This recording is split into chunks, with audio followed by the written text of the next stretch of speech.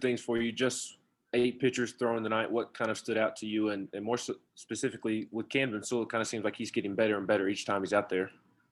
Yeah, and I think he was one of those guys that was early on in the season, I think just trying to do a little too much, and he's slowly evolved into being who he is. I mean, if you look at his career numbers, he's been outstanding for us since he's been on this campus, and he's kind of become the Swiss Army knife guy for us a little bit with different roles. But more importantly, he's been kind of a game changer. I mean, we go to Missouri, and it's a back and forth deal, and he comes in and kind of flipped the script a little bit. And then today I felt like he kind of just, for whatever reason, just changed the vibe of the game and swung it in our favor. So obviously a tremendous positive there. And then with the other guys relating to your question, Hollis Fanning, that's not easy to do. His presence and Xander Sechrist, both presence in the situations they came in, but also just the energy they put off and the way they threw the ball was very impressive to me. So, and then go ahead. I didn't mean to cut you off. I was going to ask about Beck. I know that last homer was one that he pulled to left field, but it seems like 3 or 4 before that were all opposite field homers. Just what does that say about his swing and where he's at? Yeah, he's locked into being, again, who he was early in the season.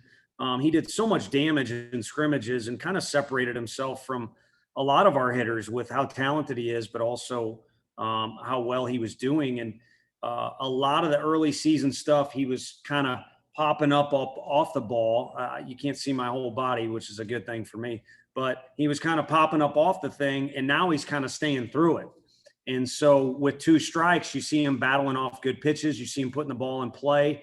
It wasn't a very attractive hit that he got to score a run on, but that slow roller was a benefit of staying in the ball and staying through it longer. And then I think that's what's producing some of those opposite field balls that are either over the fence or driven well. And then he got a pitch that, since he's been on this campus and he's done a few times earlier this year, even when he wasn't hitting his best, he can hit it to the moon to left field. Yeah, Tony, I'm wondering, I know you've said a couple times that Rucker still just kind of hasn't let the ball go since coming back and hasn't really opened up. Was tonight a better step in that direction, or did he just get some results? Yeah, no, I think it was. I mean, the changeup to the third hitter was tremendous. And then, not to put too much stock on velocity, but he's really a 93, 94 mile an hour arm.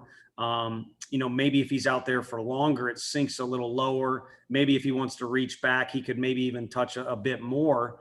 But that's where he needs to be. Otherwise, the ball's not coming out with the conviction it needs to. And, they actually, barreled the one ball to right field. Those are really good hitters at the top of the lineup. So he got a good challenge, and he did what he needed to do. And as for this weekend, I know that, it's to a point now where y'all are kind of playing for the SEC East. I guess it's the final weekend of the season, one game at a time, but maybe you can speak on that now, just kind of what's in front of this program and how big it would be to come out of there with a good weekend in Columbia. Yeah, I think it's corny, but I think they kind of love each other, and to have a win like this, where a lot of guys are involved. I mean, they're going crazy for Cortland. He almost kind of, had a web gem there. I thought it was a great effort, and cheering for everybody else. And I think everyone's in a good mood because we won the game, but also we were able to respond from a tough, loss, a bitter loss on Sunday to a great team. And, that's kind of their emotion now.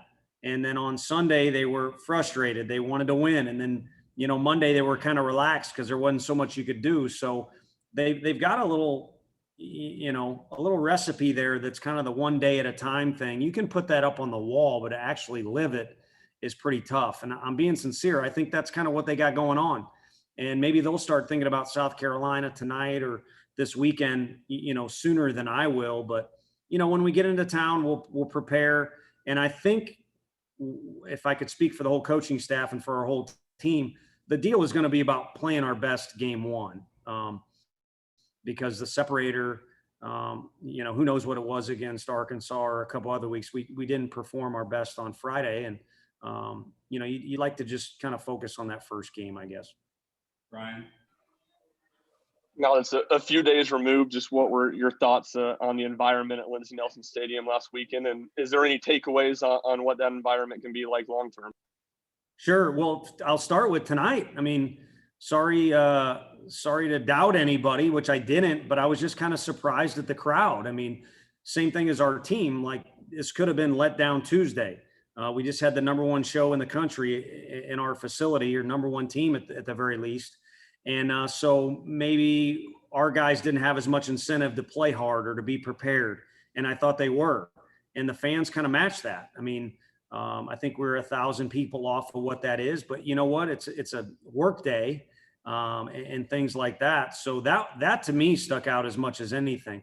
The weekend was incredible. I mean, I think they improved our lives, Arkansas's lives, anyone who was watching TV's lives. Probably got our guys to perform a little bit better, to have a little bit of edge or home field advantage. And then what it did too for our conversations that are ongoing between Danny's staff and myself is, okay, that's what that looked like. Where can we add on, or what could it look like in the future? So it just gives you a more clear vision, rather than 4 years ago when we got the job, we kind of had a, rough draft that we just kind of pulled out of thin air on what we were thinking could happen around here. Go back to Ben and back to Wes. Yeah, Tony, I asked you about Camden and how he seems to just continue to improve each opportunity that he gets. It also seems like Jarrell Ortega is making the most of his opportunities lately. Just what have you seen from him, and maybe allowed him to get to the point to where he hits a homer last week, and then tonight he almost hit one out as well? Sure, and he took several good swings on foul balls. I mean, I don't even know if that kid's seen the Terminator. These guys are pretty young these days, but he's back is what I think.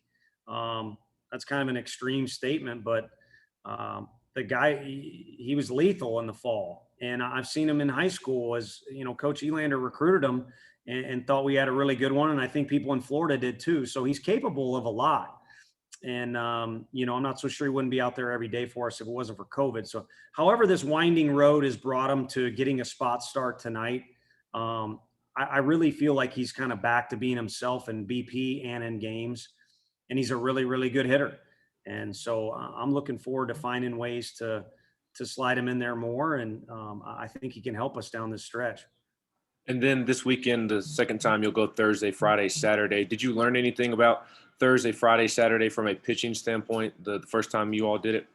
I think it was good. We didn't, do anything too crazy with our guys. They were able to stay in their routine. It was just different. I think the A&M trip probably took a lot out of Chad. So for him to throw as well as he did on short rest, especially with the rain out, if you remember, it was actually one less day than he'll have this week, is that he can handle that workload. So to me, it's more about those guys have now gotten into a routine, and I don't think one day is that drastic for any of them. None of them were taxed to an extreme. You could argue, take Blade out, he's almost to 100, or you could argue, dude, this guy's pretty good, leave him in for 120. But having said that, none of those guys were really taxed too much last weekend, and I think they'll be ready to go.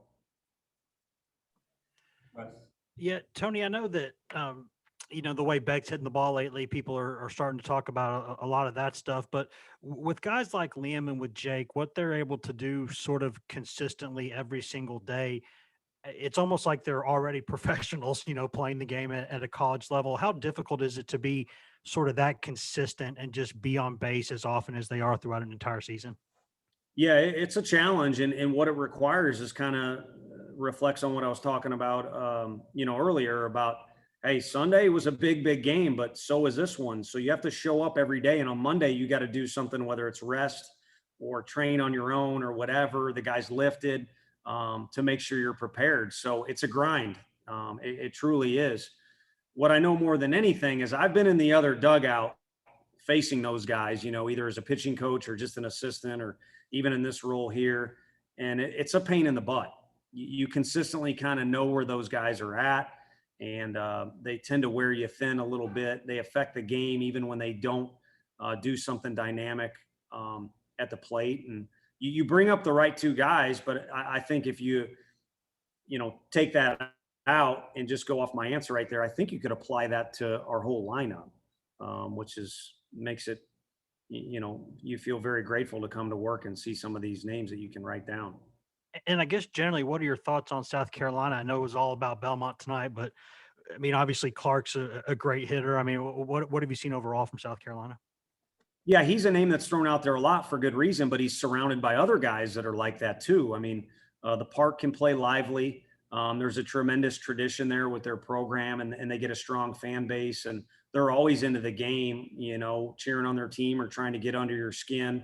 So that's a factor as well.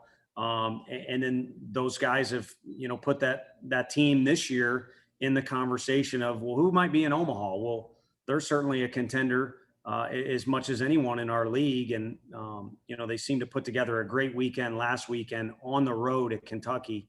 So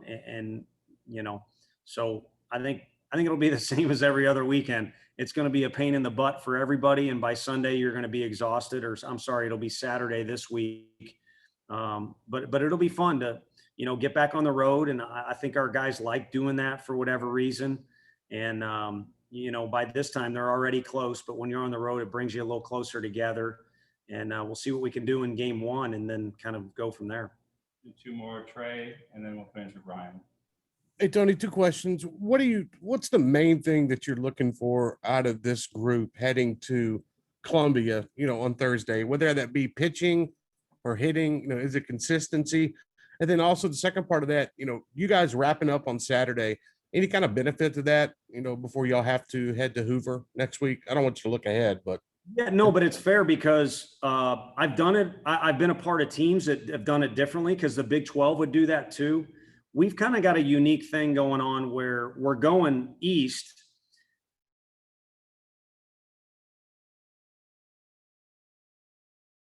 On you if you've got to travel in a tournament. So these guys can come home, unpack, sleep in their own bed. We'll see where we're at, as far as what's next after that. But we'll be able to, I was trying to let the internet catch up there. We'll be able to come back and catch our breath and get some things done here, and then go to a place that's not that far. I mean, there's other schools in our, Texas A&M's a long way from Birmingham, and so is University of Missouri. So the layout is good for us. I just hope we're in a good mood on Saturday. So we'll do like you said. We'll focus on Thursday's game, and then I think afterwards, I think there's a fairly good layout for us, and it should help. I think anytime you've been asked about standings or championship hunts, it's kind of been, we're focused on the task at hand. Now that it is just one weekend and you guys are half a game ahead in the SEC East, is that something you acknowledge with the team, or is it just something you kind of ignore and business as usual?